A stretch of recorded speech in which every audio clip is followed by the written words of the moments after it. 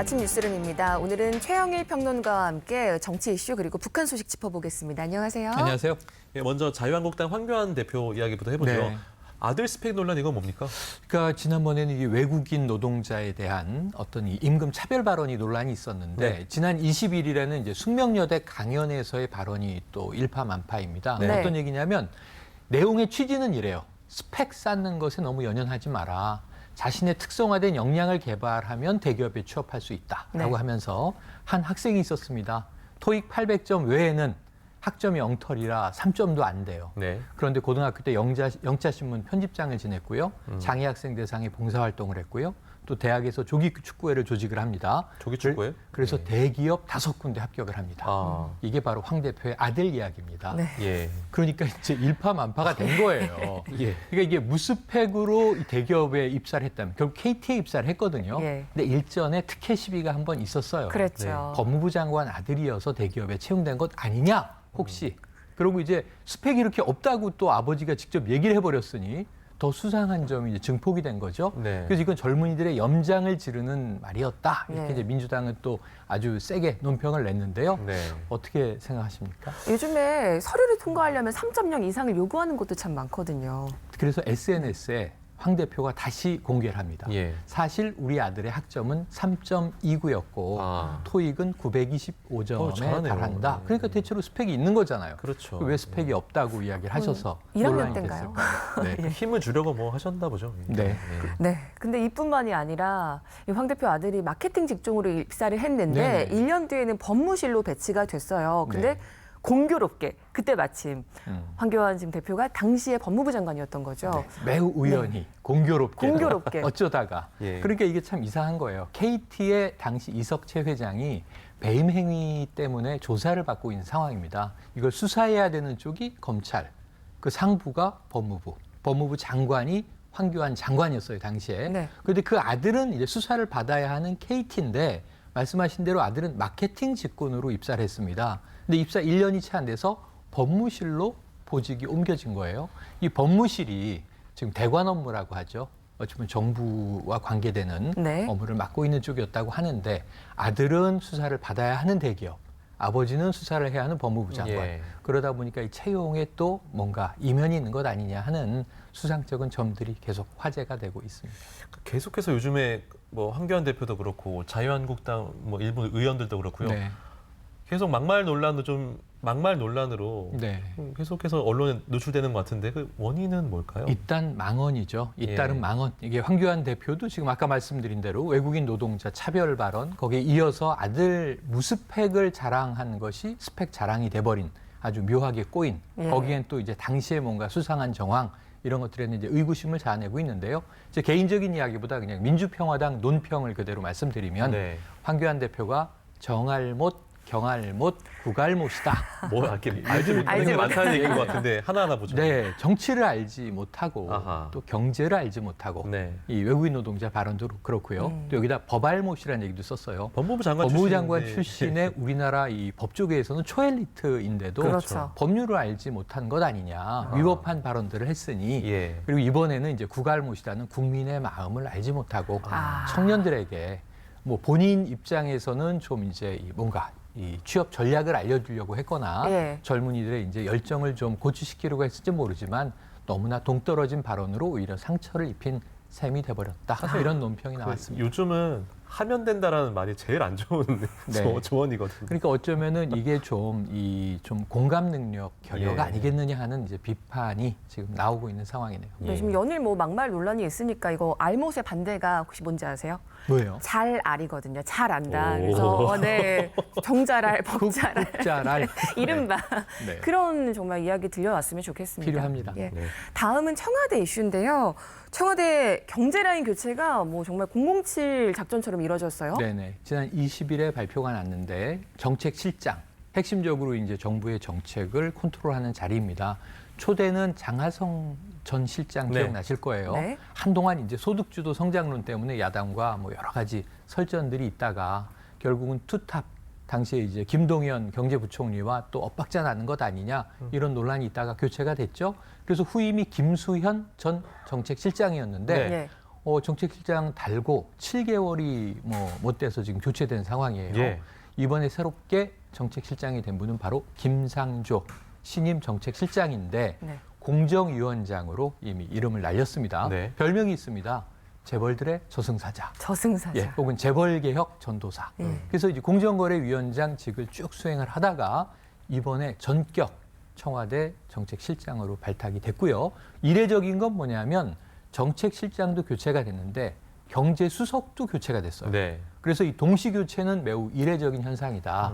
이호승 경제수석으로 바뀌었는데요. 바로 전에는 윤종원 전 경제수석이었습니다. 네. 이분도 이제 아주 긴급하게 투입된 지 1년이 채 되지 않아서 교체가 돼서 이게 청와대 경제라인 2명이 네. 동시에 말씀하신 대로 007 작전처럼 인사수석과 민정수석 정도를 빼고는 네. 청와대 내부자들도 모르는 어. 전격 인사가 20일에 발표가 됐던 겁니다. 그러니까 정책실장과 경제수석이 동시에 교체되는 건 굉장히 이례적이다라고 말씀하셨잖아요. 네. 어떻게 의미를 해석을 해야 될까요? 그 의미 해석은 이제 인사권자밖에 모르는데 네. 사실은 이제 대통령의 의중이 있는 거죠. 예. 하지만 이건 이제 여러 가지 말들을 통해서 해석이 가능합니다. 네. 이 김상조 신임 정책실장 공정거래위원장 이임을 해야 되잖아요. 네. 이임식을 하면서 여러 가지 얘기를 했어요. 자, 이번 정부에서 경제정책 기조는 유지된다. 소득주도 성장. 네, 소득주도 성장 하나만은 아닙니다. 예. 3개 축이 있는데요.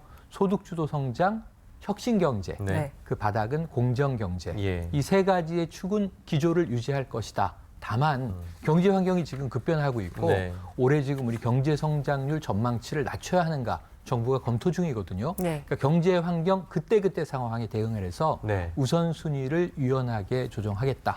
그러면 정책실장의 역할은 뭐냐? 전방위로 경청하는 일이다. 그러면 이제 기자가 질문을 했어요. 재벌들도 만날 거냐? 당연히 만난다. 네. 이재용 삼성 부회장도 만날 거냐? 요청한다면 만날 것이다. 이런 얘기를 했어요. 그러면서 이 경제 정책의 사령탑, 컨트롤 타워는 홍남기 경제부총리다.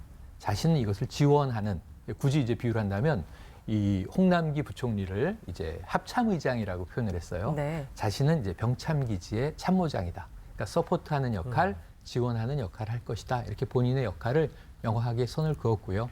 결국은 이제 정부의 정책은 경제는 홍남기 경제부총리, 그리고 나머지 제반 정책들은 유은혜 사회부총리가 이끌고 가는 것이고 자신은 열심히 지원을 하겠다.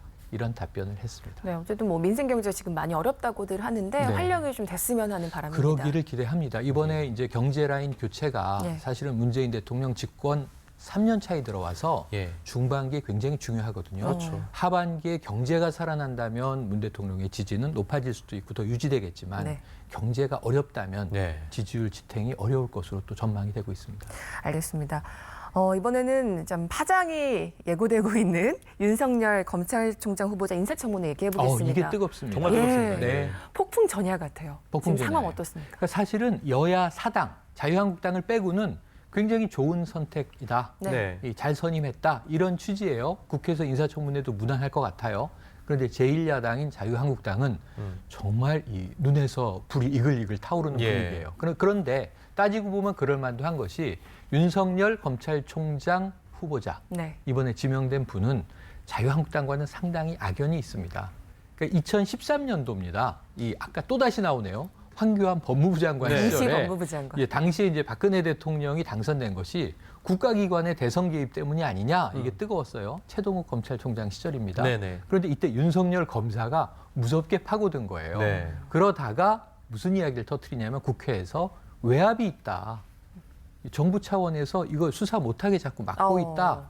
그럼 그 배후는 법무부 장관일 수 있을 거잖아요. 당시에 네. 그러한 이 폭탄 발언을 해서 사실은 밀려났고 좌천이 됩니다. 그랬군요. 그래서 이제 윤석열 검사는 사실은 옷을 벗을 수도 있는 상황인데 저 좌천된 상황에서 그냥 검사직을 수행을 합니다. 네. 그러다가 국정농단 특검 때 박영수 특검의 수사팀장으로 화려하게 복귀를 합니다. 그렇죠. 그리고 이제 박 전 대통령 탄핵 사태는 우리 국민들이 잘 알고 있죠. 네. 이런 악연이 있는 거예요. 근데 이런 인물이 지금 서울중앙지검장을 맡아 있는 것도 자유한국당은 불만인데 검찰총장을 검찰총장까지 시키겠다? 이건 안 된다. 그러면서 뭐라고 비판을 하냐면 네. 코드 인사라고 비판을 해요.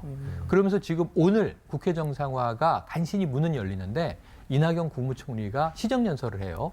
그럼 이제 추경 문제 같은 게 정부가 급해요. 네. 근데 자유한국당은 추경 참여 안 한다. 그리고 우리는 정부에 대한 어떤 도움을 주지 않을 것이고 네.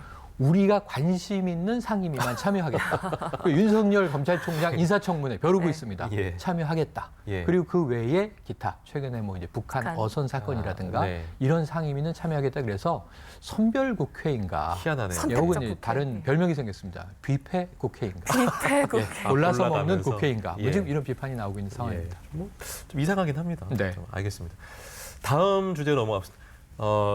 그 시진핑 주석의 방북 얘기 한번 네, 해볼 네. 텐데요. 일단은 14년 만에 이제 중국의 평양에. 국가 주석이 이 평양에 간 건데 가서. 어떤 의미가 있을까요? 그러니까 이제 북중 정상회담 분위기 좋게 끝났고요. 예. 우리 네. 청와대도 평가가 좋습니다. 근데 이 의도가 뭐냐? 이거를 조선신보라고 이게 조총련 기관지예요. 그러니까 일본에서 북한의 입장을 대변하는 기관지인데 아주 이 북중 정상회담의 내용을 명쾌하게 정리했어요.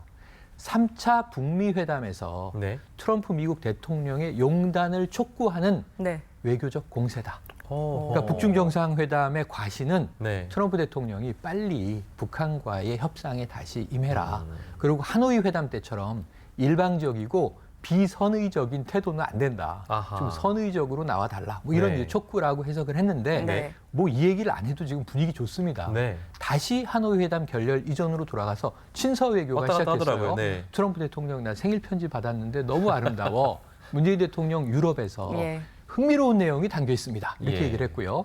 그런데 트럼프 대통령의 친서가 이제 북한으로 간 거예요.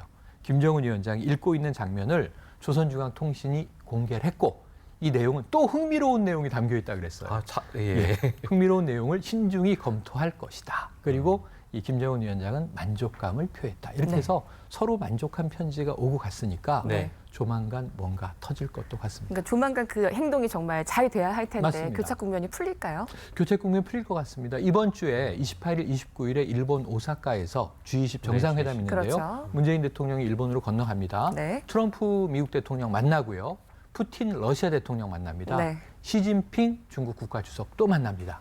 다만 일본에 가는데 아베 총리와의 회담은 미정입니다. 아. 예, 아직은 미정이에요. 예. 그런데 이제 북, 중, 러 그리고 이 북한만 지금 빠져 있죠. 그다음에 이제 한미 관계를 돈독히 하고 그런데 끝나자마자 30일 전후에 트럼프 미국 대통령이 방한을 하죠. 네. 이때 뭔가 대북 메시지가 어떤 내용이 나오는가에 따라서 한반도 평화 국면 교착에서 전면 물꼬를 틀 가능성이 있으니까 네. 오는 주말 한번 지켜보시죠. 알겠습니다. 오늘 말씀은 여기까지 듣겠습니다. 고맙습니다. 고맙습니다. 고맙습니다.